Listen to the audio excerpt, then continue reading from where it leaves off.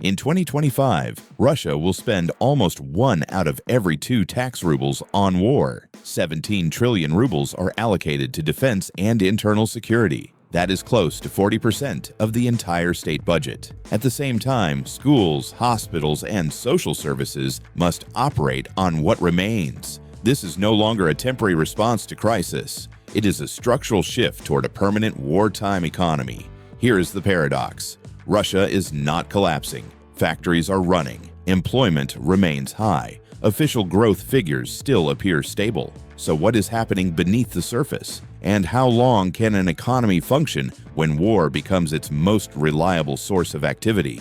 The answer begins with how Russia rewired its economic system after the invasion of Ukraine. To understand what is unfolding in Russia today, it is necessary to clarify what a wartime economy actually means. A wartime economy is not simply one that spends more on weapons. It is a system in which the state reorganizes production, finance, labor, and public priorities around the needs of prolonged conflict. Civilian efficiency becomes secondary. Normal market signals weaken.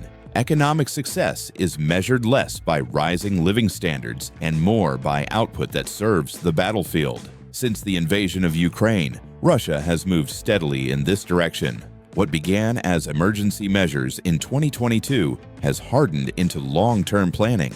In the draft budget for 2025, military and internal security spending is no longer framed as temporary. It is treated as a permanent core function of the state. Defense spending absorbs a share of national income comparable to late Soviet levels, while civilian categories are funded from what remains. This shift matters because Russia is not a fragile economy. It is a major exporter of energy, metals, and agricultural goods. For many years, oil and gas revenues funded pensions, infrastructure, and regional development. They also filled the National Wealth Fund, designed to stabilize the economy during downturns. That buffer is now being drawn down to finance deficits, at the same time that energy revenues face sustained pressure from sanctions and pricing constraints. The consequences extend beyond the budget. Inflation remains elevated, driven by large-scale state spending and labor shortages linked to mobilization and emigration. To contain price growth, the central bank has raised interest rates to levels that make civilian borrowing extremely difficult. Investment outside the military sector slows. Credit becomes scarce. Projects are postponed or canceled. This creates a clear imbalance. Defense-related industries expand with state support, while civilian sectors struggle under high costs and weaker demand. On paper, output remains stable. In practice, economic activity becomes narrower and more dependent on government orders. The government has responded by turning to taxation. Corporate taxes have risen. Personal income taxes have become more progressive. Small business exemptions are reduced. These measures are designed to stabilize public finances without cutting military spending. But every ruble raised through taxation is a ruble not spent on consumption, housing, or private investment. The result is a gradual compression of civilian life. Social programs are not eliminated, but they fail to keep pace with inflation. Infrastructure maintenance is delayed. Regional budgets face growing strain. Living standards adjust downward over time rather than collapsing suddenly. This is the defining feature of Russia's wartime economy. It does not announce crisis. It absorbs pressure. The system continues to function, but in a more rigid and fragile form. The question then is not whether the economy can survive today. It is what it must give up to do so, and which early decisions turned a temporary conflict into a lasting economic transformation. That story begins with fiscal priorities. The first and most decisive force behind Russia's economic transformation is not sanctions, inflation, or falling energy income. It is fiscal choice. War did not merely increase spending, it reordered the hierarchy of the state. In a normal economy, budgets reflect trade-offs between growth, welfare, and stability. In a wartime economy, those trade-offs narrow. Defense is no longer one priority among many. It becomes the organizing principle around which all other spending is arranged. This is the shift Russia has made. By 2025, military and internal security spending absorbs close to 40% of total government expenditure. Defense alone takes a share of national income not seen since the late Soviet period. This is not an emergency budget written under pressure. It is a structured multi-year commitment that assumes the conflict will continue and must be financed regardless of cost. The implications are direct. When defense spending reaches this scale, civilian categories become residual. Education, healthcare, infrastructure, housing, and regional development are no longer funded according to social need. They are funded according to what remains after military requirements are met. This is where wartime logic hardens into policy.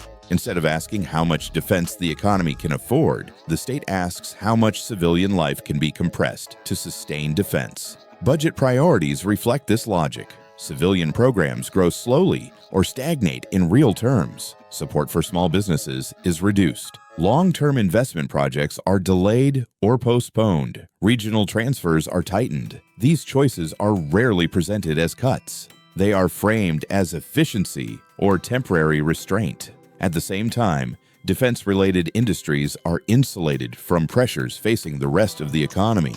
They receive subsidized credit, guaranteed state orders, and priority access to labor and materials. While civilian firms struggle under high interest rates, military producers borrow on favorable terms. While private businesses face rising taxes, defense contractors operate under long-term contracts adjusted for costs.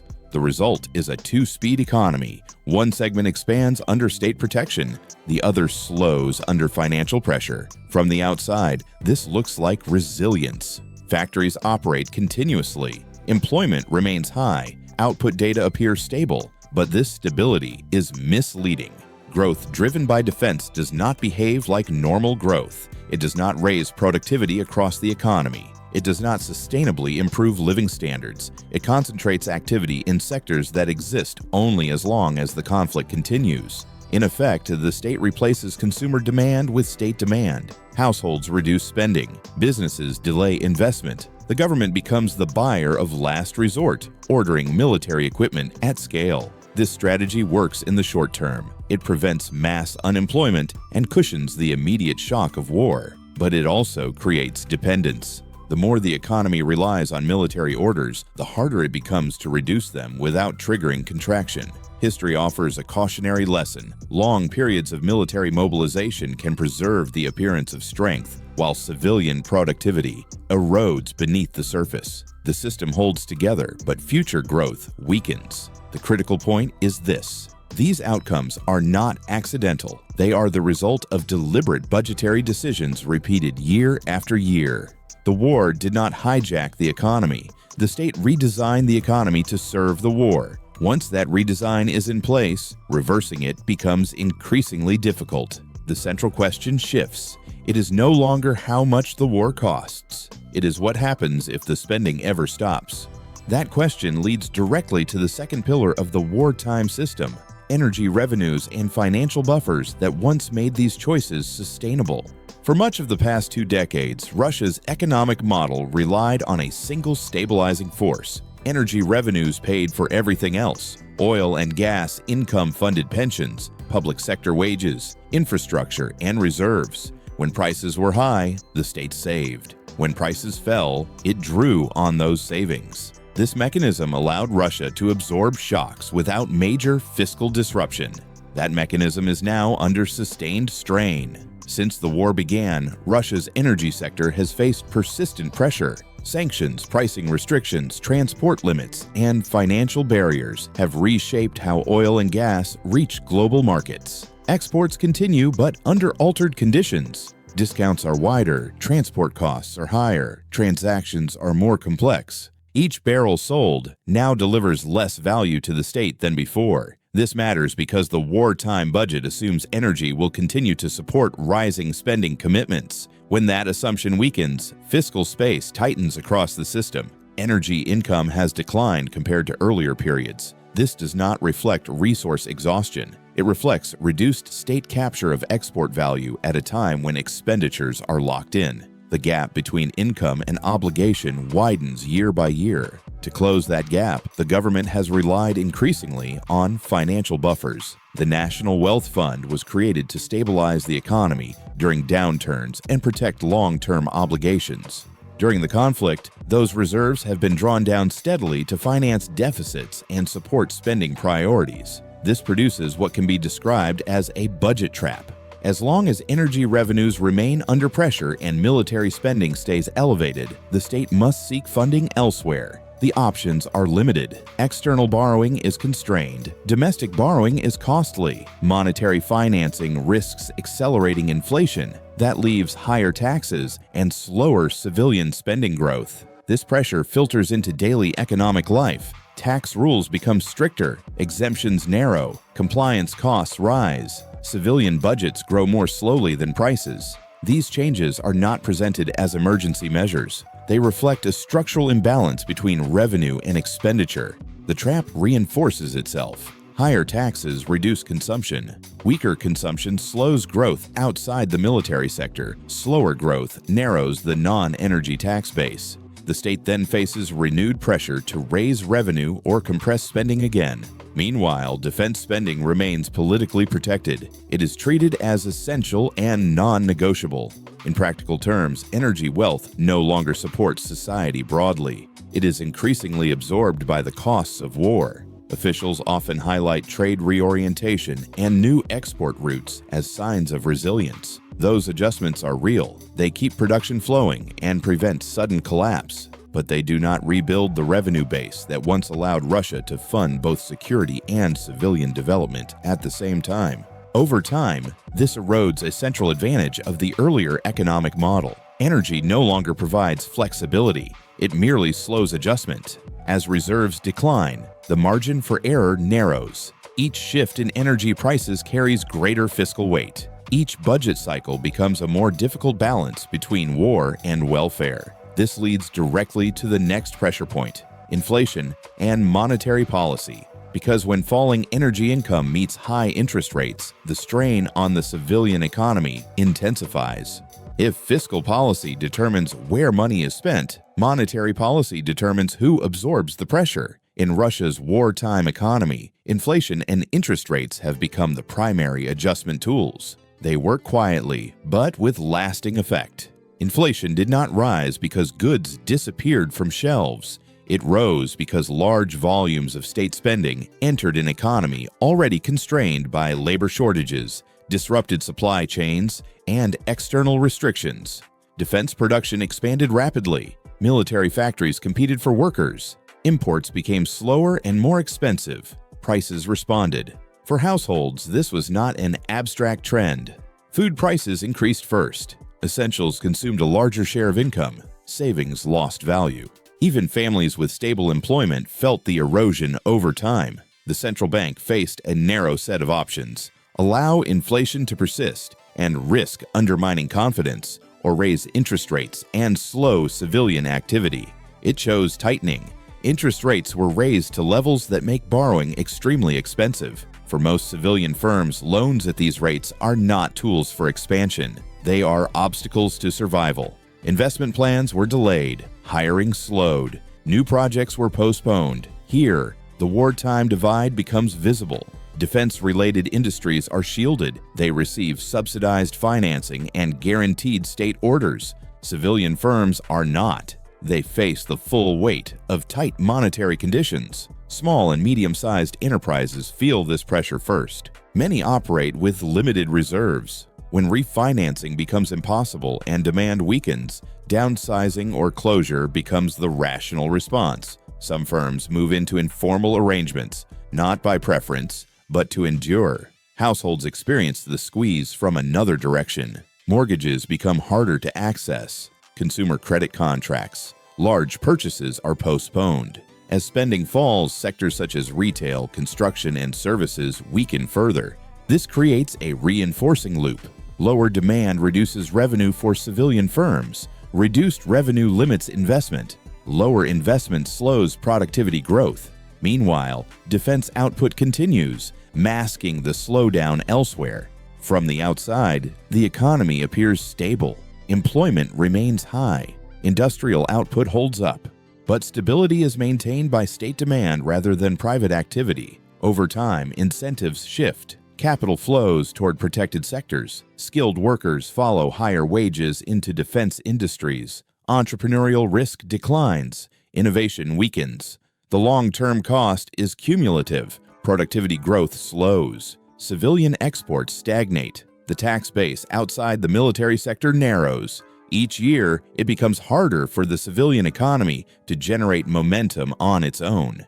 In a typical economic cycle, high interest rates are temporary. They cool inflation and are later reversed. In a wartime economy, the pattern changes. Elevated military spending sustains inflationary pressure. That pressure keeps interest rates high. Tight monetary conditions become persistent. The result is an economy moving within a narrow corridor. It avoids collapse, but it cannot accelerate. It functions, but without forward drive. This is the second hidden cost of prolonged mobilization. Inflation and interest rates do more than stabilize prices. They redirect economic life away from civilian initiative and toward state-directed production. The next step in this process appears in taxation and social policy, because when energy revenues weaken and monetary tightening constrains growth, the state turns inward to close the gap.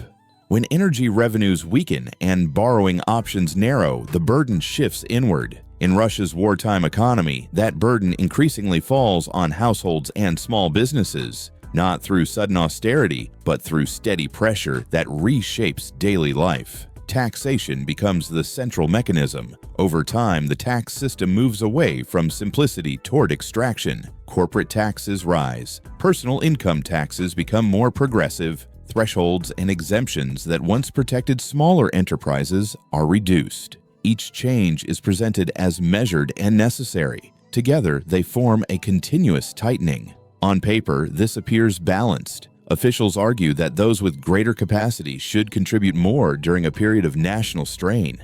In practice, the effects spread broadly. Small and medium-sized businesses are exposed first. They operate with thin margins and limited access to credit. When compliance costs increase and demand weakens, survival becomes uncertain. Firms respond in predictable ways. Some reduce staff, others scale back operations. A growing number retreat into informal arrangements, paying wages in cash and limiting visibility.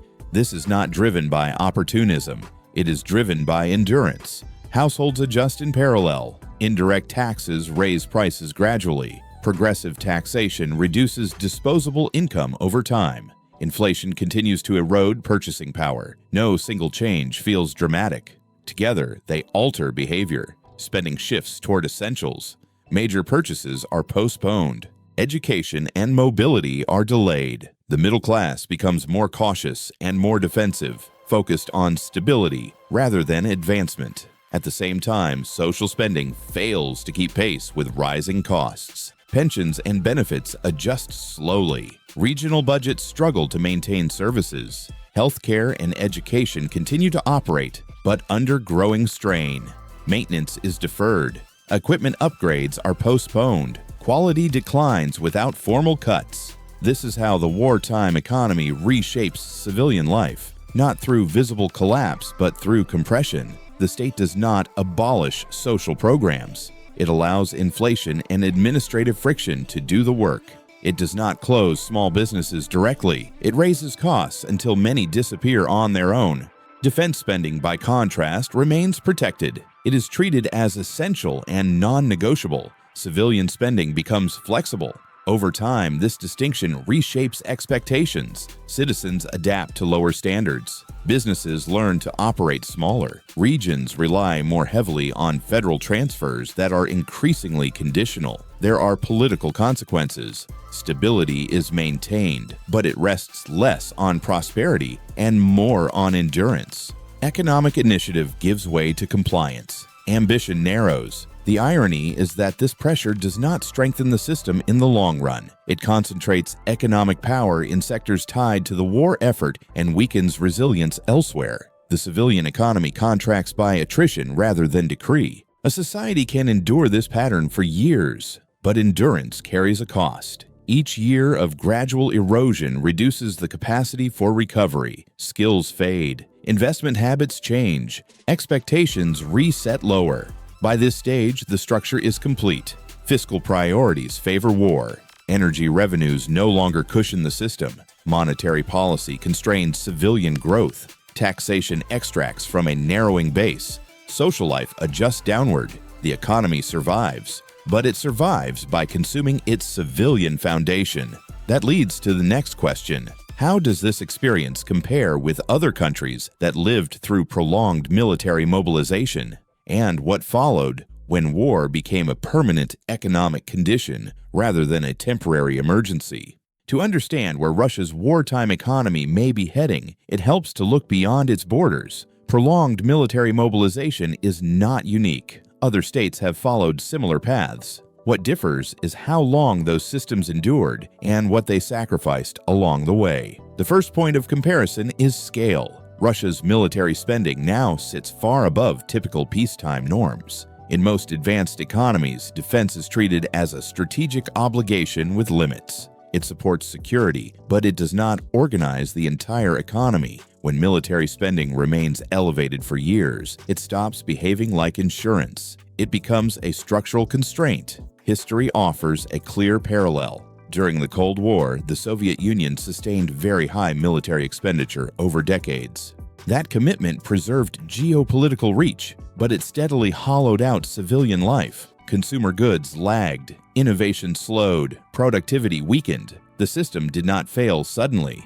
It exhausted itself. Russia today is not repeating that experience in scale or structure, but the direction is familiar. Military-driven growth stabilizes employment and output in the short term, while civilian competitiveness erodes in the background.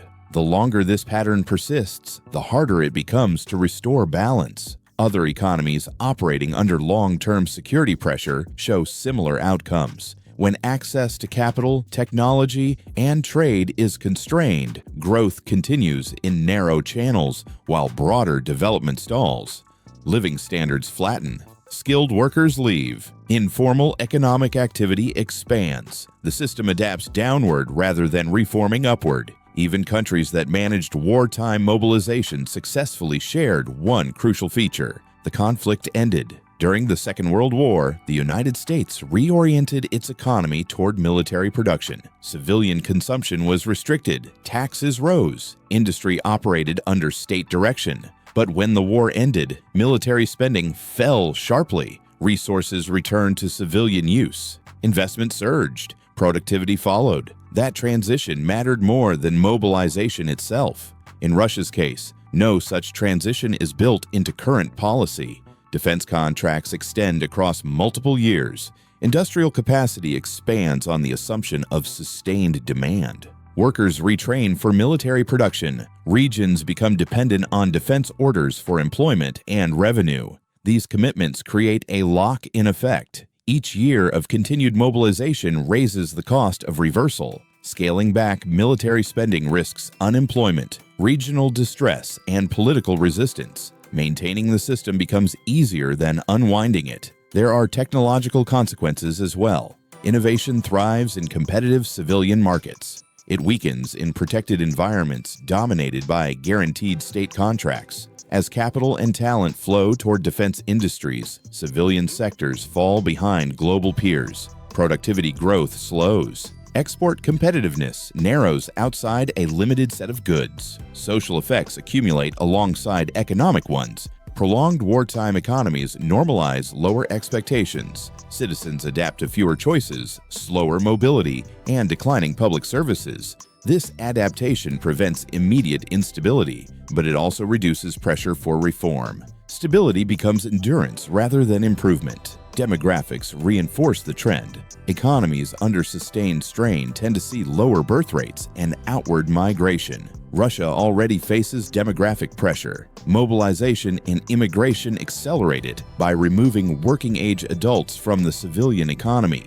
Over time, the labor force shrinks and the tax base narrows. The combined effect is subtle but powerful. The economy does not collapse. It settles into a lower gear. Growth exists, but it is driven by state demand rather than innovation. Society functions, but with reduced ambition. This is the core consequence of prolonged militarization. It preserves control in the present by drawing on the future. It trades flexibility for stability and momentum for management. That brings the analysis to its final stage. If this path carries clear long-term costs, what alternatives remain? And whether the system still has the room to choose a different outcome. Once an economy has been reorganized around war, solutions are never simple or immediate. There is no single reform that restores balance overnight. What remains are paths, each shaped by political limits and economic trade-offs. Russia's future depends on which of these paths remains open. The first lever is spending. Any meaningful rebalancing would require slowing the growth of military expenditure and redirecting resources towards civilian investment. This does not imply abrupt cuts. Even holding defense spending flat in real terms would alter the direction. Over time, funds could be redirected toward infrastructure, healthcare, education, and technology that support productivity beyond the war economy. This option, however, carries risk. Defense spending is now deeply embedded in employment, regional economies, and political networks. Entire towns rely on military factories for jobs and income. Reducing orders threatens livelihoods and local stability. The longer mobilization continues, the more disruptive adjustment becomes. The second lever is revenue diversification. For years, energy income allowed the state to fund security and social stability at the same time. That model is weakening. Expanding non-energy exports and rebuilding civilian manufacturing would broaden the tax base and reduce reliance on military demand. In principle, trade reorientation and domestic substitution support this goal. In practice, high interest rates, limited access to advanced technology, and weak domestic demand slow progress. A third lever lies in monetary conditions. Lower interest rates would ease pressure on households and businesses, revive investment, and slow the contraction of civilian sectors. But easing too early risks reigniting inflation. As long as wartime spending remains elevated, monetary policy has little room to act without undermining price stability. Tax policy offers another partial adjustment. Reducing the burden on small and medium-sized enterprises could preserve the civilian core of the economy. Simplifying compliance and restoring selected exemptions would slow closures and informalization.